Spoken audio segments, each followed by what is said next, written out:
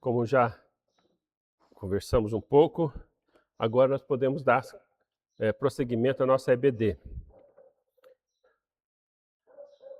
Então vamos dar continuidade ao nosso estudo de 2 Reis. Eu vou passar aqui o que nós já vimos. E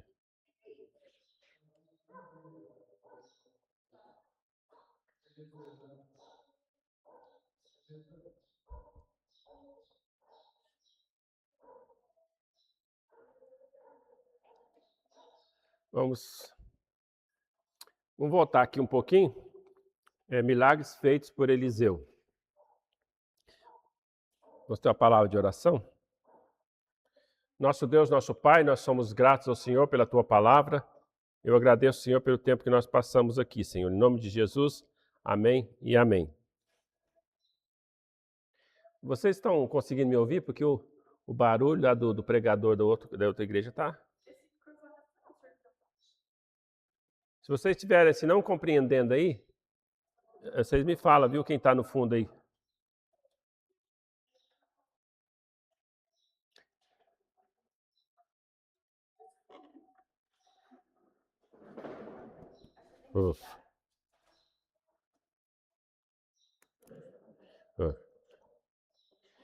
Muito bem. Então vamos ver aqui, irmão, só alguns dos milagres que Elias realizou. Na verdade, hoje praticamente nós vamos ficar nisso, né? Elias, assim que ele... Elias não. Eliseu, assim que recebeu, substituiu Elias, certo? E logo em seguida, quando ele foi embora, que lembra que Elias atravessou o Jordão, ele pôs o manto e o Jordão se abriu, né? Aí, para voltar, Elias fez a mesma coisa, tá? Feriu o Jordão, e ele falou o seguinte, as palavras dele, onde está Deus? Onde está o Deus de Israel? Na verdade, foi essas palavras. Onde está o Deus de Israel? Então ali, realmente o Jordão se abriu e o espírito de Elias repousa sobre Eliseu. Lembra que nós falamos um pouquinho sobre esse espírito de Elias repousa sobre Eliseu?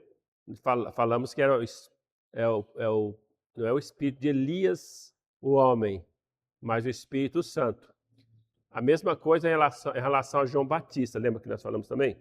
Quando Jesus estava falando sobre Elias, que era necessário que ele viesse, que ele voltasse, né, antes de vir o Cristo, mas na verdade Elias já veio, e ele estava se referindo a João Batista. Então, o que ele também estava no mesmo espírito de Elias, no mesmo espírito de Elias, que quer dizer, o mesmo Espírito Santo, o poder do Espírito Santo, certo? Então, quando fala do espírito de Elias, está se referindo ao espírito que Elias tinha do poder do Espírito Santo. Mas vocês podem ver que o poder de Elias, tanto para Elias e Eliseu, foi um poder que levou eles a fazer milagres e prodígios, não foi? Enquanto que João Batista fez milagres e prodígios, não tem nenhum milagre registrado nas escrituras que tenha feito. Mas isso não tirou a autoridade, o povo respeitava João Batista, certo? Que ele pregava e Deus realmente, com aquela autoridade que Deus usava, certo? E ele falava duro às vezes, né? Com as pessoas. Então ele preparava o caminho para o Senhor. Então, Eliseu purifica as águas insalubres, a água que não era potável, e jogou sal nelas e elas tornaram-se águas boas. Isso aqui não serve de, não sei, eu não vi se isso aqui tem algum respaldo científico, acho que não. Acho que foi um milagre mesmo de Deus, porque o sal não purifica no sentido, uma água insalubre faz ela ficar boa. Então, acho que aqui é só mesmo um milagre de Deus, aqui foi só um instrumento que Deus usou, né? Rapazes afrontam Eliseu e é morto. Por que eles afrontou eles? Porque ele é careca, né? Então, vou xingar ele de careca, desrespeitou ele. E aí, como é que ele foi morto? Como é que eles foram mortos, né? Acho que eram 12 rapazes. Os ursos, né? 2 ursas, né? 2 ursas. Por que isso, né? Alguém pergunta, por quê? Por que isso aconteceu?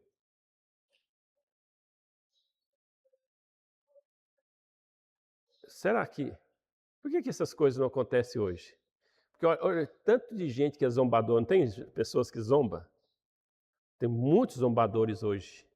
O que eles fizeram foram zombar, certo? Só que eles zombaram de um homem de Deus. O homem tem alguma coisa? Não, o homem não é nada, né? Mas quem aquele homem representava era tudo, certo? Então esse foi o problema.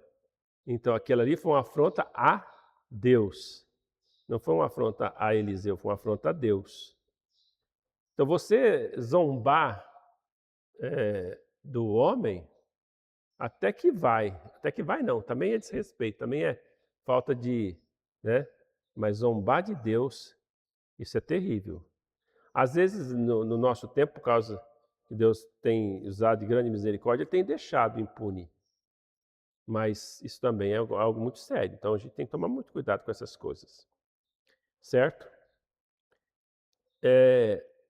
Eliseu salva 3 reis e seus exércitos. E nós vamos ver mais tarde sobre essa questão, né? Eu coloquei aqui Edom, mas não é Edom, não, é da Idumeia, tá? Idumeia, não é Edom não, Idumeia. Eliseu aumenta o azeite de uma mulher dos filhos dos profetas. Eu vou estar falando sobre isso aqui, então não vou entrar no detalhe agora. Eliseu ora para uma sunamita que o hospedara, e ela tem um filho e depois perde o filho, e esse depois ressuscita o filho dela. Também vou falar mais tarde, então não vou me delongar nisso aqui agora. Eliseu faz flutuar o ferro de um machado. Lembra dessa parte? Certo? Por que foi importante fazer isso? Não era uma coisa tão rotineira? A questão é o seguinte, estava naquele momento, o machado era um instrumento de trabalho da pessoa, o machado era emprestado, a pessoa era pobre, então se ele pediu emprestado é porque ele não tinha condições de comprar, e o que aconteceu? Ele iria ter que comprar o machado, e Deus se de compaixão, juntamente com Eliseu, e ele fez flutuar o machado. Certo? Essa é uma história interessante. Eliseu revela o conselho do rei da Síria. Vou falar também sobre isso. Samaria é cercada por Ben-Hadad, rei da Síria. Também vamos falar sobre isso. Então aqui é só o resumo dos milagres, depois eu vou estar falando especificamente. Aí eu faço uma pergunta, será? Assim como Elias prefigurava João Batista, dizem que Eliseu prefigurava o Cristo. Certo? Eliseu prefigura o Cristo em que sentido? Prefigurar faz lembrar Cristo. Então, eu não vejo muito isso não, mas tem pessoas que falam isso. Bom, então vamos lá agora especificamente a alguns milagres. A cura de Naamã, o sírio. Primeiro, como é que começa esse acontecimento do milagre de Naamã? Começa aonde? Começa lá na casa de Sírio, né? Do sírio, né? O de Naamã. Começa lá na casa dele, certo? Com uma judia, uma menina, certo? Talvez uma adolescente, uma jovem, certo? Bem jovem, que vai falar ou dar testemunho do homem de Deus e que havia Deus em Israel. Então ela vai dar testemunho. Há um homem de Deus. Então ela falou para sua senhora, ela não falou falou para sua senhora, certo? Então isso aqui é tão importante, meus irmãos. É a mesma coisa que a gente vê lá em Filipenses. Paulo, na prisão, testemunhou de Jesus. Ela, no cativeiro, testemunhou de Cristo. Não está atento aqui todo mundo. Então, vai testemunhou de Cristo. Né? Ela ali, no Paulo testemunhou de Cristo e ela ali testemunhou do Deus de Israel. Certo? De qualquer forma, meus irmãos, seja em qualquer situação que eu estiver, eu preciso testemunhar do Senhor Jesus Cristo. Preciso falar do Evangelho. Certo? Eliseu, então, manda... quando então ele vai, então ele fica sabendo então de Eliseu, então Naamã resolve ir lá procurar Eliseu. Quando ele chega lá, certo? Eliseu manda ele se banhar 7 vezes no Rio Jordão. E, a princípio, o orgulho dele impede de imediato dele obedecer, certo? E receber a cura. Precisou ser incentivado pelos seus soldados, e eles falaram, se fosse algo difícil, você não faria? Certo? Nós até acho que falamos sobre isso na semana passada. Então, Naamã obedece às palavras de Eliseu e é curado. Então, isso aqui é importante aqui, nesse momento, nós entendemos o que aconteceu aqui. Então, olha, lavar, se banhar na água de um rio faz a pessoa ser curada de alguma doença? Não é o lavar. Aqui estava sendo testado. Olha, você veio buscar a cura do Deus de Israel. Certo? Você vai lá, faz isso que você vai ser curado. Certo? Então isso mostrou, ele tinha que se humilhar. Certo? Tem tantos rios lá na minha terra, por que eu vou me banhar nesse rio? Mas então ele se banhou ali, ele se humilhou, banhou 7 vezes, foi uma vez 7 vezes, certo? Então testou a paciência e a humildade dele ali, certo? E aí, não é questão das águas, foi o Deus que cura, certo? É Deus que sara, é Deus que cura. Sempre devemos lembrar disso. Ficar obediência, né? Ele tinha que obedecer. Então Deus sempre peça a nossa obediência a Ele. Aí é a mesma coisa, porque ele estava acostumado aqui, as pessoas obedecem a ele. Ele praticamente dá uma ordem para as pessoas. E agora recebeu uma ordem para obedecer, que é isso para ele. Muito bem colocado. Ele teve que obedecer, porque estava realmente sempre dando ordens, né? Agora ele teve que obedecer para ser curado. Muito bem lembrado. Aí ele quis dar para Eliseu um pagamento. Ele quis realmente dar algumas coisas para ele, né? E lógico que Eliseu não aceitou, mas Geazi ficou chateado, porque ele não aceitou. Então o que ele faz? Ele vai lá e pega aquilo, pega algumas coisas dele, né? Depois, passou o tempo, foi lá e pega. E acontece que Eliseu falou assim, tá vendo? Olha, o que você fez? Então, a lepra que era dele vai passar para você. Então, Geazi então fica leproso. Talvez Deus o tenha curado depois, nós não sabemos, não fala da cura de Geazi, não.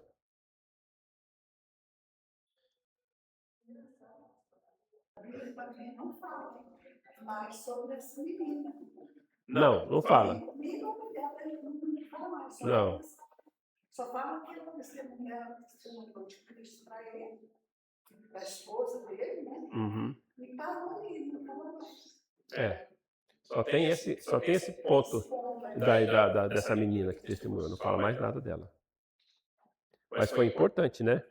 Que culminou nesse grande milagre, nessa ação de Eliseu, nesse milagre, né? A viúva e as vasilhas de azeite. Lembra o que aconteceu? Nós estávamos falando de chuva, né? O que estava acontecendo nessa época aqui? Falta de chuva, escassez, fome. Então, meus irmãos, nós estamos tendo uma chuva, né?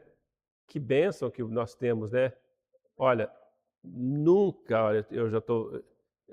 nunca faltou chuva aqui no Brasil. Teve época que era mais, sim, tem ano que é mais escasso, chove menos, tudo, mas nunca faltou chuva. Isso é bênção. Nós merecemos, essa é graça, é mais do que bênção, é graça. certo? É graça, não é?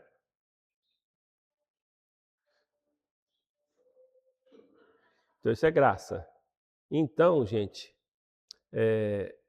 nós estamos debaixo da graça de Deus. Porque lembra que essa questão, por que Deus era muito severo com eles e agora Ele está sendo gracioso conosco? Então a gente tem que entender algumas coisas importantes. Lembra da aliança mosaica? Nós estamos debaixo, a nação do Brasil está debaixo da aliança mosaica? Não, nós não estamos. Nós seguimos outras leis, certo? Israel estava, certo? E eles falaram assim, eu vou fazer isso. Por isso que Deus então os tratou estando de acordo com a sua lei, certo? Por isso que Deus às vezes segurava a chuva para que ela não chovesse. E Deus agora tem sido misericordioso, mesmo com todas as nossas faltas, né? As nossas faltas da nossa nação. Nós como nação, então nós temos, né?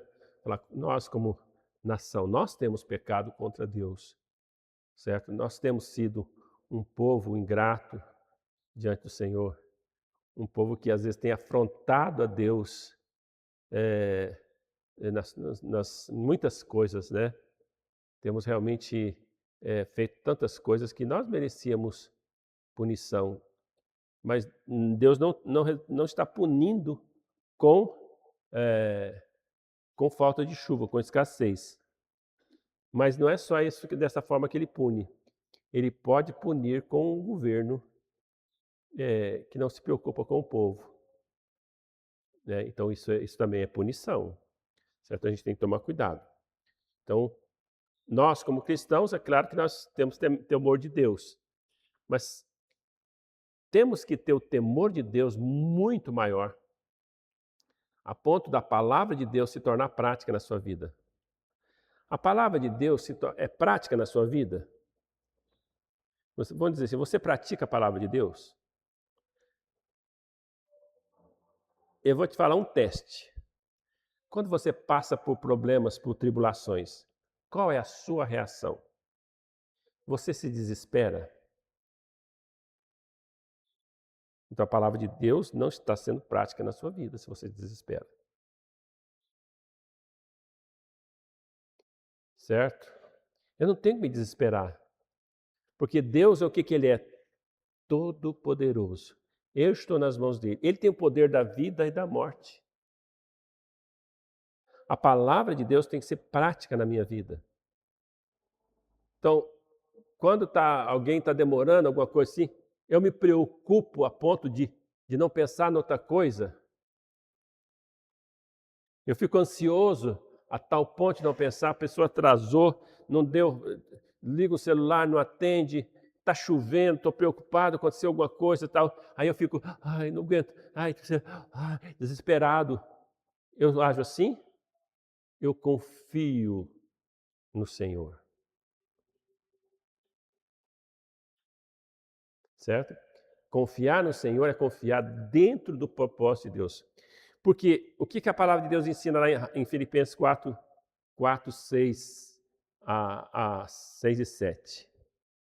Não andeis ansiosos de coisa alguma, em tudo, porém, sejam conhecidas diante de Deus as vossas petições, pela oração e súplica com ações de graça, e a paz de Deus, que excede todo entendimento, guardará os vossos corações, vosso coração e a vossa mente em Cristo Jesus. O que está dizendo ali é que eu vou fazer minhas petições, diz com oração, súplica, ação de graças. Então, 3 coisas. Oração, ali tem um sentido de adoração. Súplica é a petição, vou estar falando, implorando a Deus. Ação de graças, eu vou agradecer. Como é que eu vou orar e agradecer se eu ainda não recebi a bênção? Eu já vou agradecer confiando. Porque aí, no momento que eu fiz a oração, a paz de Deus já vai inundar meu coração. A paz de Deus, que excede todo entendimento. Como é que você pode estar calmo diante de tantas coisas que estão acontecendo? Não, eu estou esperando no Senhor. Estou confiando nele. Como é que você pode estar calmo diante de uma perca tão grande? O Senhor é todo poderoso. ele fez vir o bem e ele faz vir o mal. Bendito seja o nome do Senhor. Não foi assim que fez Jó? Então, irmãos, a palavra de Deus ela tem que ser prática na minha vida. A gente tem que praticar a palavra de Deus, não é só naquelas coisas, não mentir, não fazer isso, não fazer aquilo.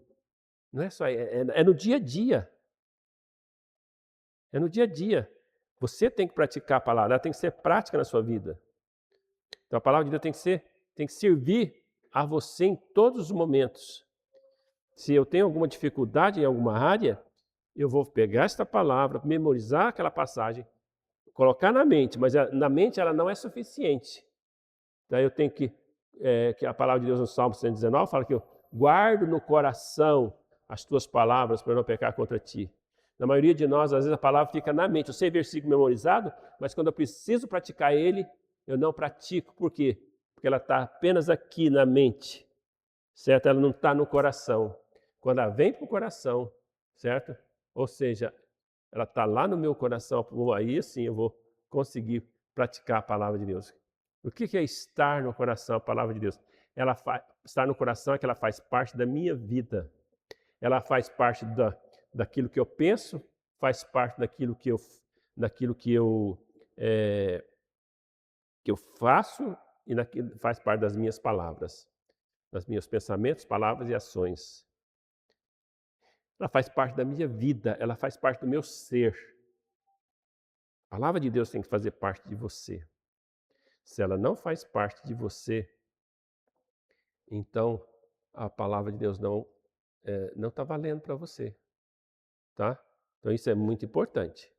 Então, quando nós falamos aqui desses milagres aqui, nós estamos vendo algumas coisas que extrapolaram. E Deus, esse Deus aqui de Eliseu, de Elias, é o nosso Deus. Ele é o Deus Todo-Poderoso, é o mesmo Deus. Ele pode não estar trabalhando da mesma forma, fazendo milagres, prodígios. Não é sempre que ele faz.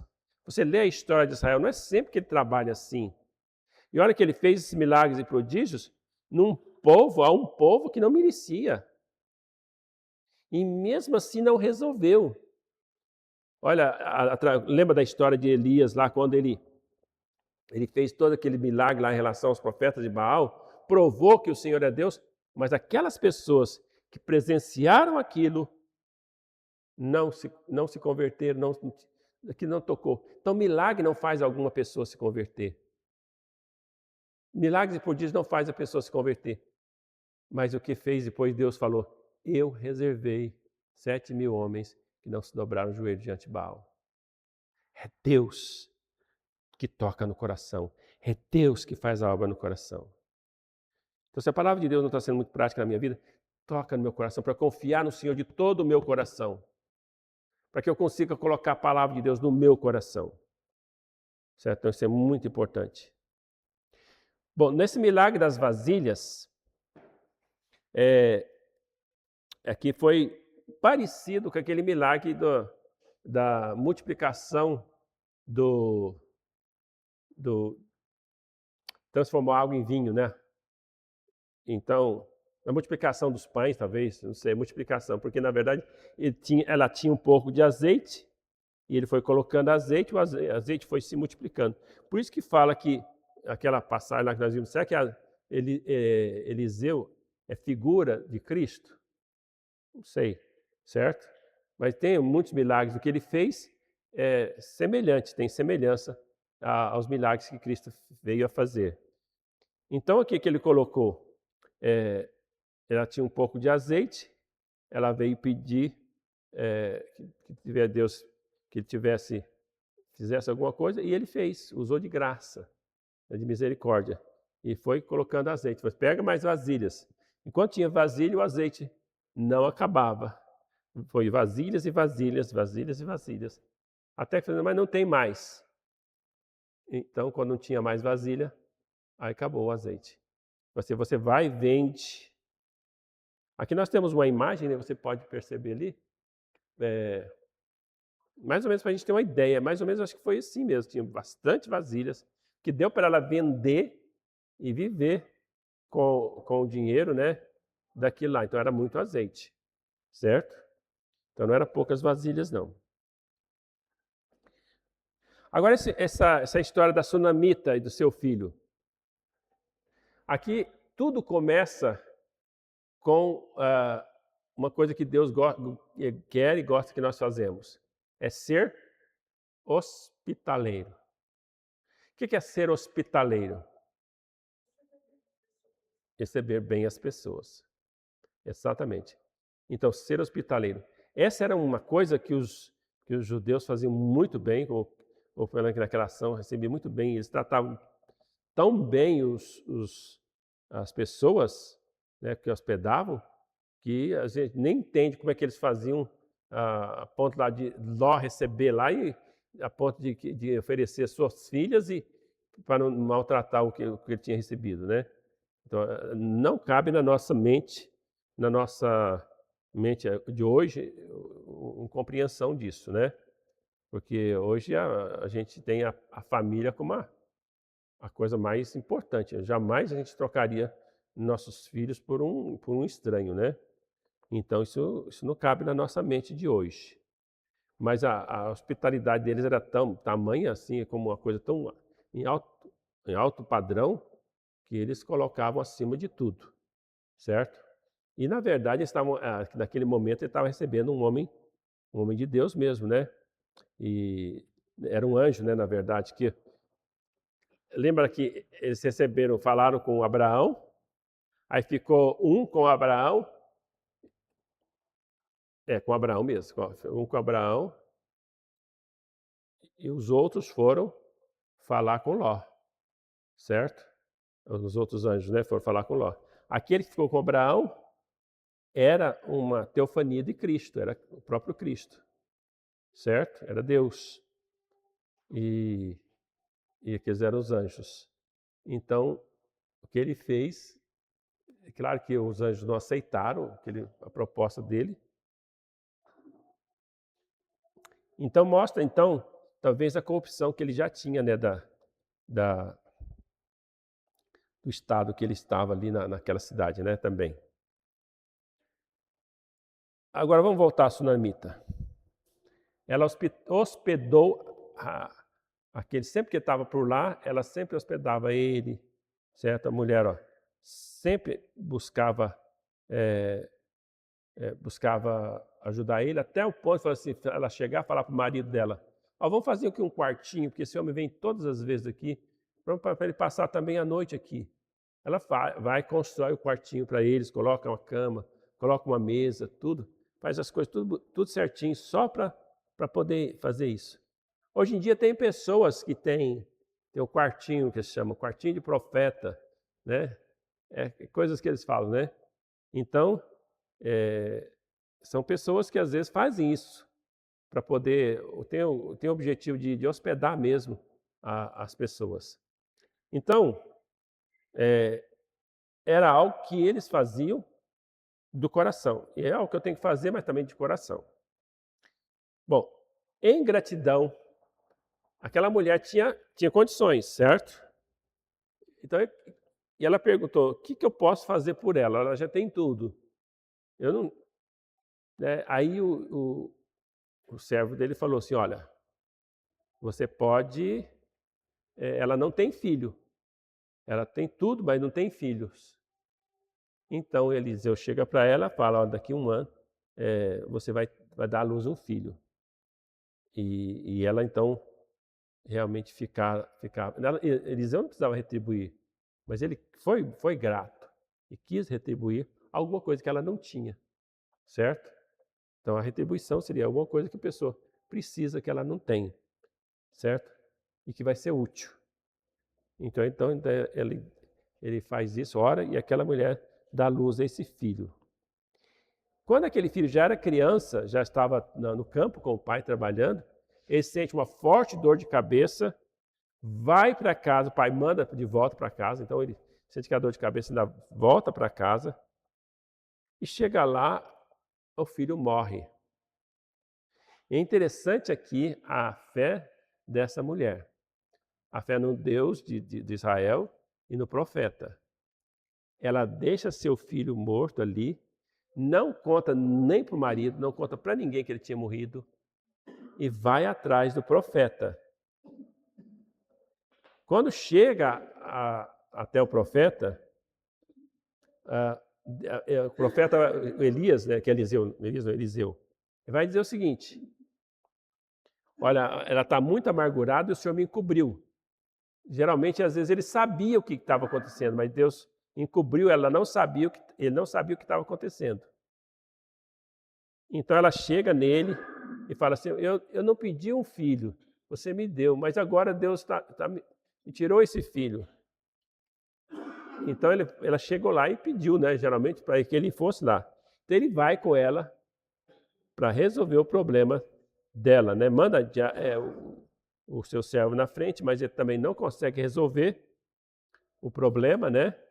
E só quando ele chega lá, ele usa o mesmo processo que Eliseu. Que Elias. Eliseu usa o mesmo processo que Elias. Que ele se estende sobre a criança e a criança, então, vai e ressuscita. Veja, esse é um grande milagre. Por isso que nas escrituras que fala que ressuscitou alguém dos mortos foi Elias, Eliseu e, no caso, foi Jesus Cristo e alguns dos apóstolos, certo? Então, não houve caso de ressurreição nas escrituras, muitos casos, né? Assim, no caso de muitos profetas ou muitas pessoas. Jesus, sim, Jesus fez muitos milagres nesse sentido. E os apóstolos também. Então, o que nós podemos aprender aqui com essa história da sunamita e seu filho? A questão da hospitalidade, certo? A questão da confiança no Senhor. Eu posso confiar no Senhor a tal ponto de eu nem dizer que meu filho morreu. Olha, eu acredito que ele vai ressuscitar. Certo? Eu não estou dizendo que eu tenho que pegar uma passagem do Velho Testamento, aí houve uma morte, assim, não, ele vai ressuscitar, ele vai viver. Espera aí, isso aqui. Nós não podemos pegar um fato histórico e aplicar como se fosse uma promessa para nós. A história é a história, certo? Então, não é assim que eu interpreto o Velho Testamento. Não justifica também fazer um culto, falar assim, esse aqui é o culto da ressurreição, certo? Vai alguém ressuscitar dentre os mortos. Agora, se eu aplicar no sentido figurativo, né? Fala assim, olha, é preciso que você ressuscite dentre os mortos. Você está morto nos seus delitos e pecados. Você precisa ressuscitar, então você precisa de Cristo. Então vamos orar para que hoje haja ressurreição de mortos na nossa igreja. Ou seja, pessoa que está morta espiritualmente venha a crer no Senhor Jesus Cristo e ressuscitar, no sentido de nascer de novo, certo? É isso nós precisamos, certo? Pessoas que realmente nasçam de novo, porque estão mortas nos seus delitos e pecados. E é isso nós devemos crer que Deus é todo poderoso para fazer isso a qualquer momento, certo? Ele fez isso conosco. Nós que já temos a Cristo como Salvador. Então a morte, meus irmãos, ela é real, ela é terrível, mas não é só a morte física. Pior do que a morte física é a morte eterna. O Senhor Jesus falou dessa forma, não temeis aqueles que podem matar o corpo. Antes temei aquele que não somente pode matar o corpo, mas podem fazer perecer no inferno a sua alma. Porque matar o corpo, se a pessoa, eu como cristão, se alguém chegar e vai punir de morte, morremos, assim como muitos cristãos morreram, certo? Enfrentaram a morte com grande coragem. Por que eles enfrentaram a morte com coragem? Porque eles sabiam que depois da morte haveria uma glória, certo? Eles não tinham medo da morte, porque haveria muitas bênçãos. A morte era apenas um detalhe que eles tinham que passar para poder ir para um lugar melhor. Então, por isso que eles enfrentaram a morte. Então, se eu estou enfrentando a morte dessa forma, então glória a Deus por isso. certo? Então, é muito importante estar pensando nisso.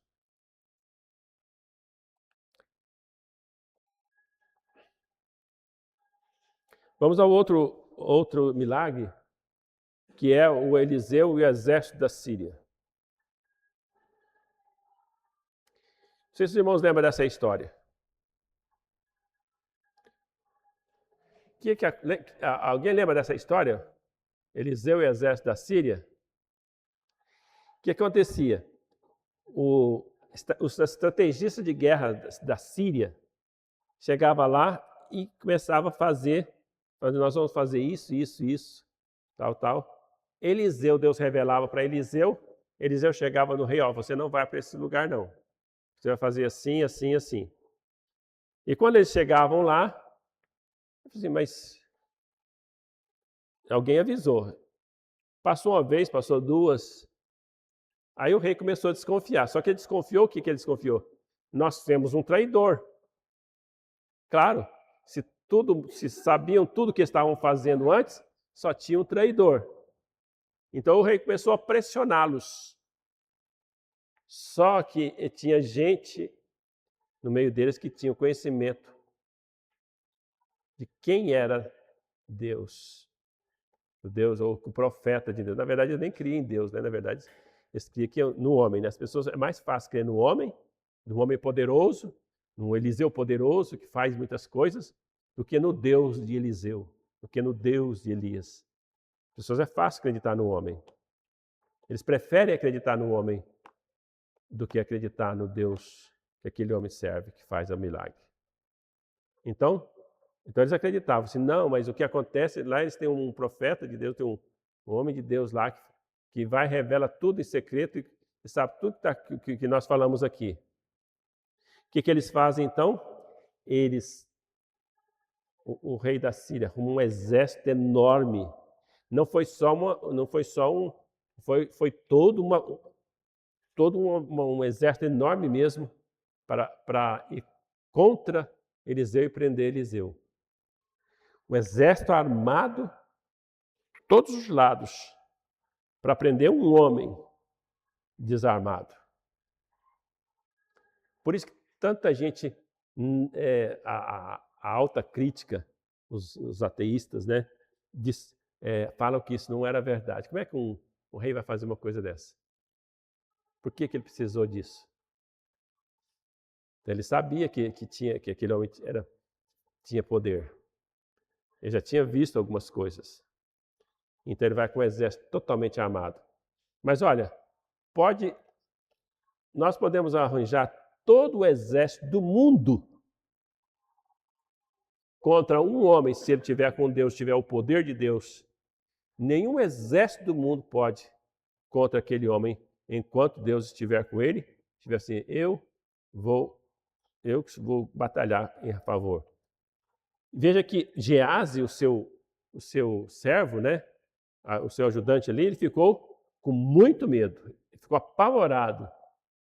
E Eliseu então ora a Deus para que Deus abra os olhos dele e ele visse o que é. Tinha um exército com carruagem de fogo do Senhor acampado ao redor do exército.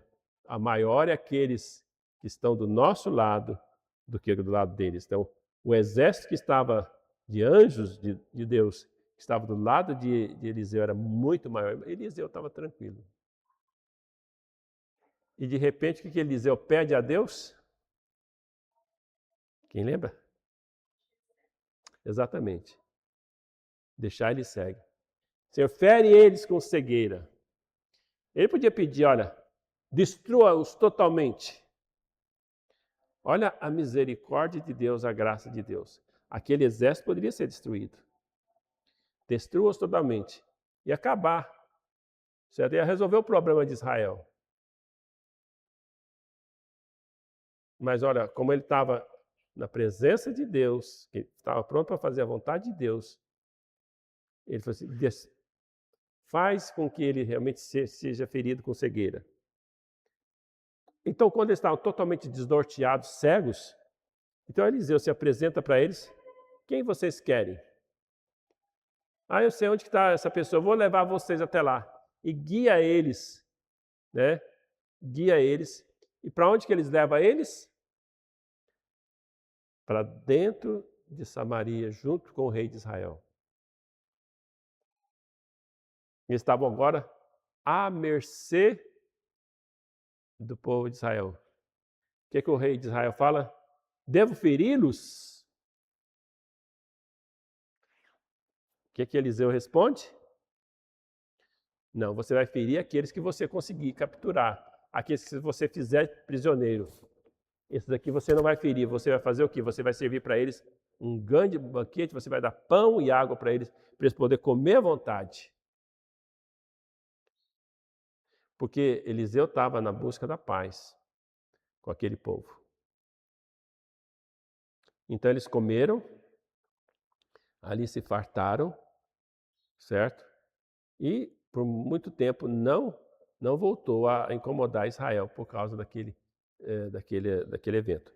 Depois nós vamos ver que eles invadem, nós vamos ver que tem outro problema aqui em relação ao rei da Síria de novo, certo? Mas nesse momento aconteceu esse milagre. Certo? O que nós podemos aprender aqui?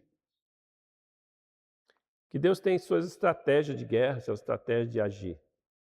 Deus poderia, nesse momento, destruir todos os exércitos inimigos, todos aqueles que se voltam contra ele, aqueles que se voltam contra os princípios de Deus, poderiam destruí-los e matá-los todos. Ele é todo poderoso. Mas ele está ainda com as portas abertas, oferecendo a salvação. Então não sou eu, não é você, que devemos fazer oração imprecatórias, né? Ou seja, oração de maldição. Destrua, faz com que essa pessoa morre, faz com que esse governo seja desfeito, que esse governo... Você pode demorar para o governo seja... que ele não continue no poder, podemos até orar, podemos votar, mas não armar um exército ou coisa desse jeito, porque o papel da igreja realmente é orar pelos governos e orar para Deus Todo-Poderoso também para tocar no coração deles, eles resolver fazer alguma coisa em favor do povo. Deus é Todo-Poderoso para fazer. Posso não acreditar que eles possam fazer, mas se Deus tocar, eles farão. Talvez pressionados por alguma coisa, pode até fazer, certo? Por alguma circunstância, pode até fazer. Mas eu, como igreja, eu não devo e não podemos fazer uma coisa dessa. A igreja, em outros tempos, a igreja se envolveu em revolução armada. Deus permitiu que isso acontecesse. Mas o propósito de Deus é que nós vençamos o mal com o bem. É isso que nós temos que fazer. E Deus é o nosso principal exército. Deus é o nosso principal comandante. Então, suponhamos que nós vamos conseguir uma grande frota. Suponhamos que nós conseguimos, assim, um grande exército de outros países para ir contra o nosso governo, suponhamos. Se for da vontade de Deus que eles permaneçam, nós vamos ser derrotados e eles vão continuar. Porque eu estaria indo contra Deus. Mas o governo é ruim. Não quer dizer que não foi Deus que colocou. Certo? Deus coloca. Quem está no poder, Deus colocou. Seja bom, seja ruim. Certo? Então a igreja tem que fazer o quê? Orar pelos governos, sejam maus, sejam bons. Certo? Tem que orar por eles.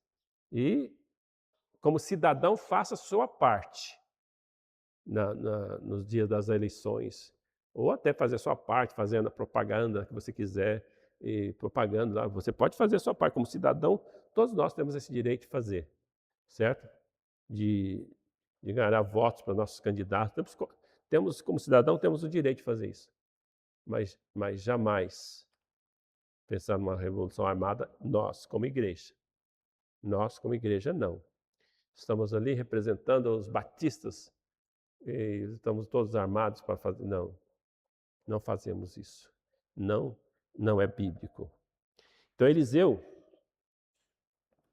Aqui no caso, ele não poderia ter pedido a morte, não, mas ele pediu apenas férias de cegueira, para que ele fosse levado lá na porta, e lá eles estavam à mercê do inimigo. O Israel poderia feri-los, mas Eliseu não permitiu, porque o propósito ali era outro, é que eles realmente soubessem que eles não estavam ali não eram inimigos, certo? Então, nesse momento, funcionou a estratégia de Eliseu, ok? O versículo central é a oração de Eliseu, movida pela fé em Deus. Pode transformar uma situação de ataque do inimigo em uma experiência de misericórdia. Eliseu pede que o exército invasor seja cegado temporariamente e Deus concede essa cegueira conforme a palavra de Deus.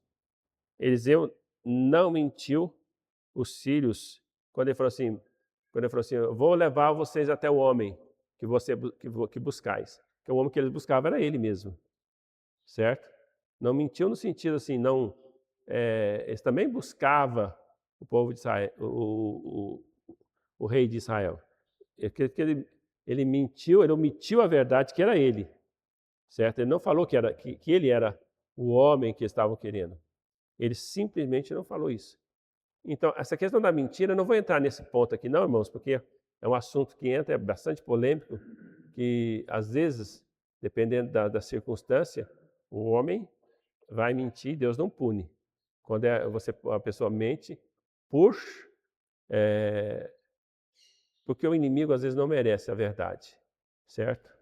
Então isso aqui é importante. Então suponhamos que está ali, você está lá,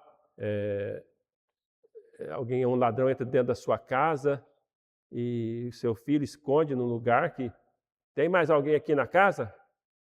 Não, não tem não. Você mentiu. E daí? Você tem um motivo para você fazer, entendeu? Entendeu a circunstância? Então aí, dependendo da circunstância, Deus não vai colocar aquilo como algo que não tem. Só para a gente entender que a circunstância. Então essa foi a circunstância.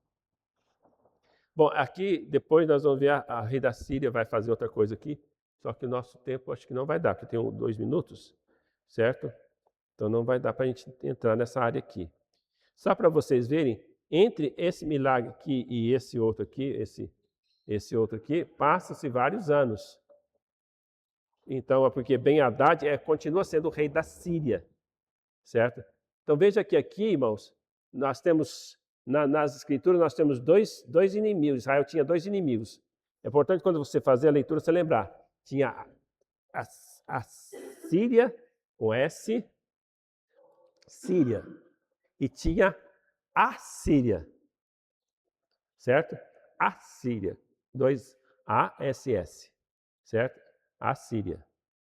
Quem levou cativo do reino de Israel foi a Síria, certo? Não foi a Síria, com S aqui, não foi esse reino aqui, de Ben-Hadad. Certo? Mais tarde, aí são levados cativos pelo reino da Assíria. Ok? Só para a gente entender aqui, encerramos por hoje, né? E semana que vem nós vamos entrar nisso aqui. Nós temos mais 2 semanas que nós vamos estar vendo essas coisas, esse estudo em 2 Reis.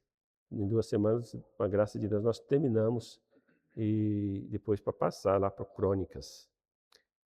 Vamos encerrar então? Vamos ter uma palavra de oração. Irmão Eli nos eleva a Deus em oração. Pai Santo, Deus amado, obrigada, Senhor, por mais esse dia, obrigada por esse estudo, Senhor. Obrigada, meu Pai, porque até aqui nos sustentou o Senhor.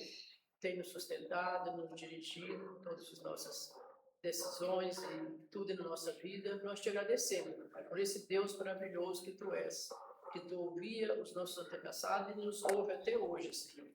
Nos ajuda a cumprir os Teus estatutos, os Teus mandamentos, nos livra de todo mal. E obrigado por mais esse dia, pelo pastor, a palavra que ele trouxe, Senhor, e nos ajuda a compreender a Tua palavra e pôr em prática. Obrigado por mais esse dia e leva-nos em paz para casa. Em nome de Jesus, o Teu Filho amado, que eu oro a Ti. Amém. Nós estamos certos.